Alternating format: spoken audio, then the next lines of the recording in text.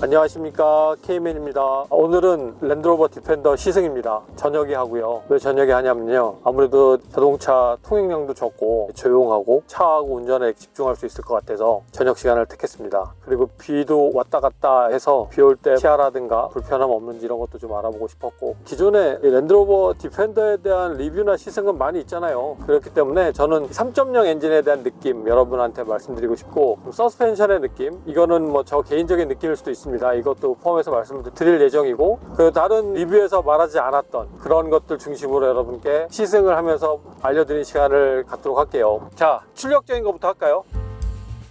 랜드로버 디펜더 명령을 이해하지 못했습니다. 아니야, 지금 들으셨겠지만 이 차의 일단 가장 큰 장점은 한글이 된다는 거예요. 외국에 살면서 한글로 오퍼레이팅 시스템을 할 수 있다는 게, 오퍼레이팅 시스템이라니까 되게 대단한 것 같다. 그냥 차와 커뮤니케이션을 할 수 있는 언어가 보통 북미는 당연히 영어 들어가고, 그리고 미국에서는 스페인어, 캐나다에서는 프랑스어 이렇게 들어가게 되는데, 보통 그 세 가지 언어가 이쪽에 출시되는 차에는 다 기본적으로 들어가 있어요. 그리고 브랜드마다 약간씩 차이나게 추가되는 게 있는데, 요즘 대체적으로 수년 전부터 추가되는 언어 중에 가장 첫 번째가 중국어 같더라고요. 안타깝지만 한글은 아니에요. 한글은 최근에 추가되는 경향이 있고, 당연히 현대차나 기아차는 한글이 다 들어가 있습니다. 그건 걱정 안 하셔도 되고, 이렇게 궁금하실 분도 계시겠네요. 여기에만 출시한 차들 있잖아요. 텔루라이드라든가 아니면 현대 산타크루즈, 이런 것들도 다 한글 들어가 있습니다. 자, 그래서 이 차의 가장 큰 장점, 좀 전에 들으셨다시피 한글로 이 차와 통신을 할 수 있어요. 그건 뭐 좋은 거고, 그거 얘기하려고 그런 건 아닌데 이 친구가 갑자기 제 말을 이상하게 엿듣다가 혼자 대답하는 그런 상황이 돼버렸습니다. 자, 일단 출력적인 부분, 이 차는 다시 말씀드릴게요. 디펜더 110 모델의 P400X 다이나믹 X2라는 모델이에요. 되게 복잡하죠. 쉽게 말씀드리면 인라인 6 엔진에 여기서 말한 마력수는 395마력이에요. 그리고 8단 GF 미션이 붙어 있어요. 인제니움 3.0 엔진이에요. 그런데 아는 엔지니어들이나 미케닉들은 얘기를 하죠. 이 엔진에도 BMW 기술력이 많이 들어갔을 것이다 라고 얘기를 하고 있고요. 여기에 좀 전에 말씀드린 GF 8단 미션이 BMW에 들어가는 그 8단 미션 그 똑같은 거예요. 네, 맞아요. 세세하게 다른 부분이 있을지 몰라도 기본적으로 만듦새는 똑같은 트랜스미션이에요. 그러니까 대충 감은 오시겠죠. 그래서 일단 출력적인 부분은 여러분도 미리 예상은 하시겠지만 당연히 모자란 부분 없죠. 밟으면 잘 가고, 특히 대략 한 2000rpm, 4000rpm 터보 엔진이 갖고 있는 최대 토크 부분이 상당히 부드럽고 사운드도 상당히 좋아요. 근데 그 사운드는 예전에 실키 엔진이라고 불렸던 BMW 인라인 3.0 엔진, 최근에도 계속 사용하고 있는 엔진이지만 최근 거는 사실 튜닝이 많이 돼서 좀 더 부드러워졌고, 오히려 예전에 그 약간 날카로운 엔진 음색 같은 건 많이 사라진 부분이 없잖아 있는데, 이 인제니움 3.0 엔진은 그 엔진의 어떤 사운드를 구현해내요. 그래서 운전할 때 눈 감고 하면 안 되지만 잘 들어보면 예전 그 BMW 6기통 엔진이 들립니다. 한번 들리나 잠깐 밟아볼까요?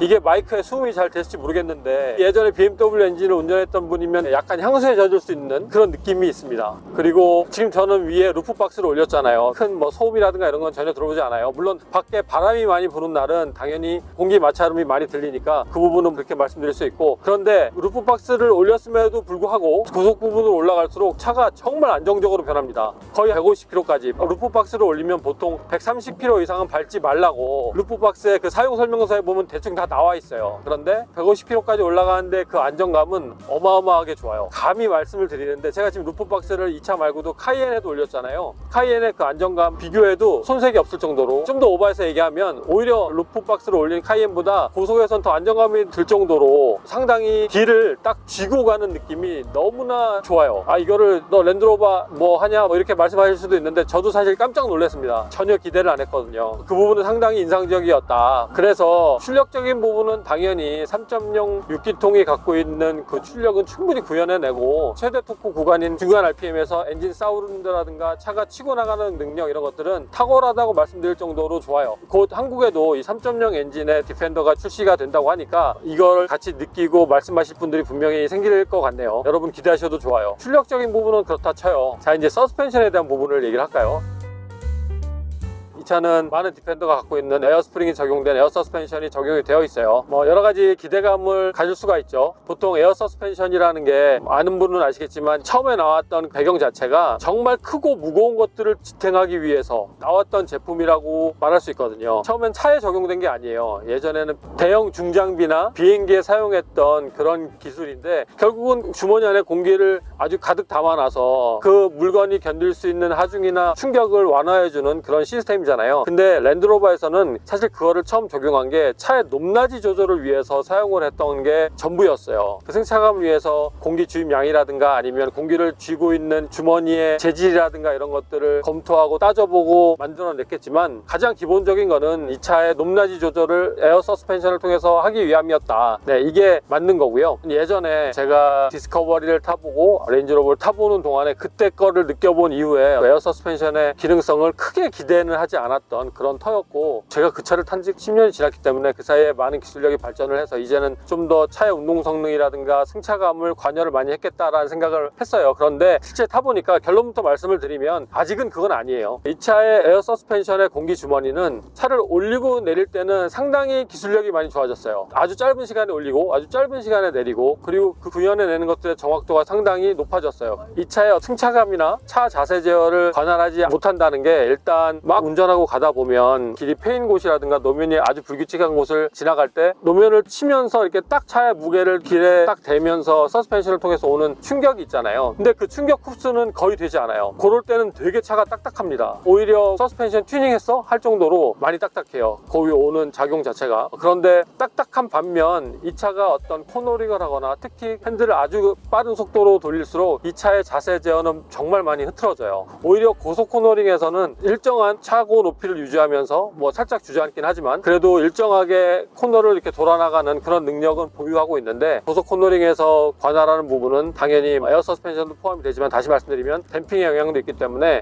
그 부분을 동시에 이제 설명을 드리면, 댐퍼의 기술력을 높여서 에어스프링과 맞물려서 적당한 코너와 아니면 적당한 움직임에서는 자세 제어를 충분히 가눌 수 있는 그런 데이터를 입력을 해서 만들어냈는데, 위급한 상황이라던가 뭔가 빨리 회피를 해야 될 때, 이럴 때 핸들을 급하게 치는 부분이 있는데 그때는 자세를 잡아주지 못해요. 그만큼 에어 서스펜션이 작용을 많이 안 한다고 역설적으로 말씀드릴 수가 있습니다. 그렇기 때문에 아직까지 이 랜드로버에서 적용하는 에어 서스펜션은 차의 자세 제어나 승차감의 확보를 위한 것보다는 차의 높낮이 조절을 위함이 더 크다라고 말씀드릴 수 있습니다. 그래서 좀 아쉬운 부분이에요. 그러다 보니까 일반 승차감에서도 잔충격은 그나마 나요. 그런데 큰 충격을 받았을 때 상당히 그 몸에 오는 충격이 작지만 않다라고 말씀드리고 싶습니다. 자, 일단 지금은 약간의 비가 내리는 그런 길을 다니고 있는데, 그럼에도 불구하고 아주 고속으로 올라가기 전, 그러니까 대략 80km 이상이나 90km 이상 올라가기 전까지는 노면소음 정말 잘 안 들어오고요. 진짜 조용해요. 이 차의 장점 중에 하나가 또 정수기라고 저는 말씀드리고 싶거든요. 조용하고 와이퍼는 아직 새 거니까 와이퍼의 움직임에 있어서도 크게 노이즈가 있거나 뭐 안 닦이는 부분이 있거나 이런 건 아직까지는 없습니다. 그러니까 뭐 그 부분을 말씀드릴 건 없고, 그리고 핸들은 이게 전자식 핸들임에도 불구하고 약간 예전 유압식 핸들의 느낌, 쫀쫀함 있죠? 쫀쫀함. 말렸을 때 빨리 풀려야겠다라는 그런 느낌을 갖고 있는 핸들. 요즘 사실 BMW라든가 아니면 독일차 같은 경우는 그 느낌이 좀 약해졌어요. 근데 그 느낌을 약하게 만든 건 일부러 그렇게 만든 겁니다. 사실상 뭐 그거를 예전 유압식 느낌을 버리기 위해서 만들었다기보다는 핸들을 좀 더 부드럽고 편하게 해서 여성 운전자도 편하게 운전할 수 있고 좀 다각도로 연구나 조사를 통해서 이렇게 만든 거고요. 랜드로버와 이 디펜더는 아직까지는 그래도 예전 유압식의 느낌이 살아있어요. 그래서 약간의 유격도 허용하는 듯한 느낌도 들고, 핸들을 많이 말았을 때는 당기거나 밀었던 그 피스톤이 빨리 풀릴 것 같은 그런 느낌이 들어요. 그래서 이런 느낌 좋아하실 분들 상당히 좋을 거라 생각하고, 이 느낌이 어떻게 보면 예전 그 고급차의 느낌까지도 느껴질 수 있게 만들어 놓은 것 같아요. 저는 핸들링은 좀 좋은 점수를 주고 싶어요. 아직까지는. 계속 운전하다 보면 또 이게 느낌이 다를 수 있거든요. 그때 가서 말씀을 드릴게요. 그리고 리어뷰 미러, 이거 좋은데 여러분께 하나 팁을 드리면, 여러분이 길에 다니시다가 앞에 요즘 나오는 랜드로버 차량을 보시면 그 차 뒤에 바로 붙어서 코 파거나 입 쑤시거나 하지 마세요. 그거 다 보여요, 이거. 특히 밝은 낮에는요, 뒷차의 운전수나 아니면 옆에 타고 있는 사람이 핸드폰에 문자를 보내고 있는지 뭐 이런 것까지도 아주 쉽게 판단이 됩니다. 그러니까 사실 이거는 우리 랜드로버 타는 사람들 비밀로 알고 있어야 되는 거 아닌가? 우리만 알고 있어야 되는 건데. 근데 우리 구독자님들한테는 알려드릴게요. 예전 랜드로버는 이 카메라가 없으니까 상관없는데, 최근에 최근에 나온 랜드로버는 대부분 꼬리 날개에 카메라 박혀 있거든요. 바짝 붙지 마세요. 다른 차선을 이용하시거나 예를 들어 그냥 어쩔 수 없이 바짝 붙었다 그러면 차 안에서 흉한 행동은 하지 마시라는 팁 하나 드리겠습니다. 이 차는 정숙하지 않을 때가 있습니다. 세 포인트예요. 여태까지 제가 운전하면서 느낀 거는 첫 번째 포인트는 일단 악셀레이터를 꾹 밟았을 때, 가속할 때죠. 그때는 엔진 사운드가 적절히 들어와요. 조용하지 않습니다. 그때는. 그리고 그 엔진 사운드가 싫으면 소음으로 느껴지실 거예요. 그런데 저는 이 엔진 사운드가 좋아서 밟고 싶은 이런 약간 충동이 느껴지기도 해요. 근데 그거 말고 또 하나는 언제냐면 사람 타고 내릴 때, 물론 자기 선택에 따라 달라집니다. 어떤 거냐면 사람이 타고 내리기 편하게 차 스스로 낮아지고 올라가는 이런 기능이 있잖아요. 근데 이거는 선택할 수가 있어요. 자기가 원하지 않으면 끌 수가 있기 때문에 뭐 항상 시끄러운 건 아니에요. 어찌됐든 사람이 탑승하거나 아니면 차 정지해서 파킹 브레이크를 넣거나 하여튼 이런 경우에 에어 서스펜션이 작동을 해서 차가 낮아지고 그 다음에 한참 있다가 다시 차가 원래 높이로 올라갑니다. 그러면서 예를 들어서 그냥 그 상태로 차에 사람이 타고 있으면 에어 서스펜션이 작동하는 소음을 다 느낄 수가 있죠. 그 모터 소음을. 그 정도의 소음. 이제 마지막에 하나 말씀드릴게. 이거 좀 재밌는 걸 수도 있는데요. 엉뜨? 엉따라고 보통 표현하잖아요. 히팅 시트. 저는 근데 열선 시트라고 주로 얘기를 하거든요. 입에 배서. 근데 이 차는 열선 시트라고 얘기하면 안 돼요. 왜냐면 이 차는 열선 시트를 히팅하는 게 아니라 쿨링 시트처럼 시트에서 바람이 나와서 따뜻하게 해주는 기능을 갖고 있는데 거기서 따뜻한 바람이 나오는 거예요. 예를 들어서 옆에 사람이 타고 있었는데 그 사람이 히팅 시트를 이용하고 있었어요. 그런데 그 사람을 어디 내려주고 빠이빠이 하고 가다 보면 계속 그 사람이 앉았던 의자 쪽에서 이 소리가 계속 납니다. 그게 뭐냐면 히팅 시트를 끄지 않았기 때문에 시트에서 계속 바람이 나온 소리가 들려요. 그 상당히 귀에 많이 거슬려요. 그게 사람이 타고 있으면 그 소리가 거의 안 나거든요. 그런데 사람이 내리면 그 소리가 정말 많이 들린다. 그 부분이 이 차는 정숙성이 좀 떨어지는 부분이다라고 또 이렇게 얘기하면 뭐 쓸데없는 얘기한다고 또 이렇게 하실 분이 계신데, 근데 이거는 뭐 어찌됐든 정숙성이 떨어지는 부분이니까 말씀을 드린 거고, 특히 히팅 시트에 바람이 나와서 따뜻하게 한다라는 건 좋을 수 있어요. 따뜻함이 오래 유지가 되고. 그런데 언제 좀 안 좋은 때가 있냐면 생리현상, 특히 방구 같은 거를 몰래 꼈을 때 있잖아요. 냄새 그 일반 시트보다 한 10배는 빠르게 올라옵니다. 너무 과장이 심했을 수도 있는데 아무튼 못 숨겨요, 방구 꼈다라는 걸. 그래서 디펜더에서 방구를 몰래 끼실 분들은 그 전에 히팅 시트를 끄고 방구 끼는 거를 저는 추천해요. 여담이었고, 또 하나 말씀드리고 싶은 거는 사이드 미러예요. 사이드 미러가 정사각형 같은 느낌이 들잖아요. 그런데 실제 보면 아래 위로 길쭉한 미러로 구성이 되어 있어요. 그래서 사각이 상당히 좀 많이 있을 것 같은, 많이 있지는 않습니다 실질적으로. 근데 많이 있을 것 같은 그런 심리적인 부담감이 있어서 뭔가 끼어들기를 할 때, 특히 야간에는 옆에 블라인드 스팟 모니터링 시스템이 있지만 그게 있음에도 불구하고 뭔가 몸을 움직여서 좀 더 넓게 봐야 될 것 같은 그런 느낌을 줘요, 아직까지 저한테는. 그래서 이 부분은 개선이 됐으면 좋겠어요. 물론 모양 자체가 스타일리시하고 이런 것들은 좋은데, 아니면 이런 모양 때문에 공기 저항의 개수가 좀 더 줄어들었을 수 있을 거라 생각은 들지만 운전자를 편하게 하는 사이즈는 아니에요. 그러니까 좀 유니크한 거죠. 네, 이게 기존의 눈에 익숙하지 않아서 제가 이렇게 느꼈을 수도 있는 부분이기 때문에 이건 여러분들께서 골라서 들으셨으면 좋겠네요. 아무튼 심리적으로는 안정감이 좀 덜하다, 뭐 이렇게 말씀드리고 싶고, 나머지 운전하면서 특별히 더 불편하고 이런 것들은 아직 없어요. 근데 저 이 차 운전하면서 한 번 문제가 있었던 적이 있습니다. 뭐 큰 문제는 아니에요. 뭐 여태까지 한 번밖에 없었고 그 뒤로는 그 문제가 없었기 때문에 말씀드리지 않을까 했는데, 그래도 말씀은 드려야 될 것 같아요. 차가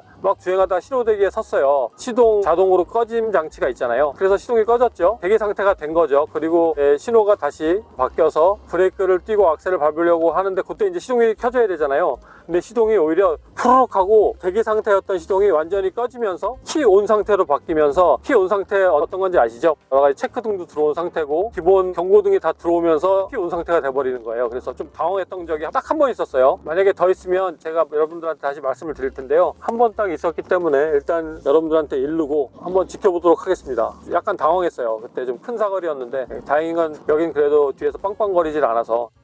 다시 한번 정리해서 말씀드리면, 엔진의 출력, 특히 내가 악셀레이터를 밟고 운전하면서 추진력 있게 나가고 약간은 좀 활력 있게 나가는 느낌이 들 정도로 가속력이 좋다라고 말씀드릴 수 있고, 특히 당연한 얘기일 수는 있지만 꼭 당연한 것만 아니죠. 그래도 이 차의 최대 토크 시점인 그 중간 RPM 때 대략 한 2000에서 4000 RPM 때 가속력이 상당히 좋고, 속도로 보면 80km 이상에서 대략 한 150km 정도까지 그 사이의 가속력이 또 상당히 괜찮아요. 그리고 제가 루프박스 ABS를 달았음에도 불구하고 고속 안정성이 상당히 좋았다. 그리고 아직까지 이 에어 서스펜션은 이 차의 높낮이 조절을 위함이 더 강하다. 자세 제어라든가 승차감을 많이 관할하진 않는다. 이렇게 말씀드릴 수 있고, 조용한 게 장점인데 이럴 때 저럴 때 약간의 소음이 일어날 수 있기 때문에 그때만큼은 조용하지 않은 부분이 있다라고 말씀드릴 수 있고, 그건 약간 재밌으라고 말씀드리는 부분도 있는 거라서 그냥 편하게 들으시면 되고요. 컵홀도 지지력 좋아서 차를 이리저리 핸들링을 쳐도 운전에 전혀 방해되지 않는다, 뭐 이렇게 말씀드릴 수 있고, 그리고 핸들이 기존 SUV보다는 약간은 좀 이렇게 들려있는 듯한 느낌이 든다. 근데 그게 왜 그러냐면 이 대시보드가 실제 시트 포지션에 비해서 높질 않아요. 시야가 거의 앞에 있는 대시보드까지 다 보일 정도로 대시보드가 좀 낮은 편이에요. 그러다 보니까 전반적으로 높은 시트 포지션에 대시보드를 낮게 하다 보니까 어쩔 수 없이 핸들 각도를 이렇게밖에 할 수 없었을 거라는 생각이 듭니다. 그리고 제가 항상 원하는 핸들 포지션이 있어요. 저는 계기판이 전체 다 보이면서 그 라인에 핸들 라인을 맞추거든요. 그런데 이거는 핸들이 더 올라가 있어요. 최대한 낮춰도 그만큼 계기판은 뭐 가운데로 보여서 시인성은 더 좋다고 말씀드릴 수 있지만